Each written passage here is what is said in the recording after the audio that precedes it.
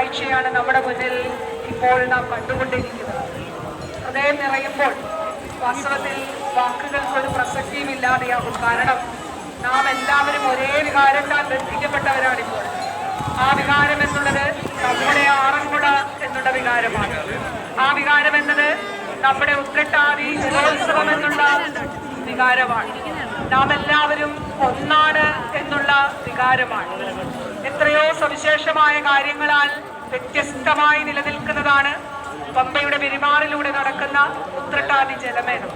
ആറന്മുള ക്ഷേത്രവുമായി ബന്ധപ്പെട്ട്, വിശ്വാസവുമായി ബന്ധപ്പെട്ട്, ആചാരവുമായി ബന്ധപ്പെട്ട് നൂറ്റാണ്ടുകളായി തലമുറകളായി കൈമാറി എത്തുന്ന ഈ ജലോത്സവം അതിന്റെ തനിമ ചോരാതെ, അതിന് ഒരു കോട്ടവും തട്ടാതെ അടുത്ത തലമുറയിലേക്ക് കൈമാറുന്നതിന് വേണ്ടി ഈ കാലത്ത് അതിന്റെ ഐതിഹ്യവും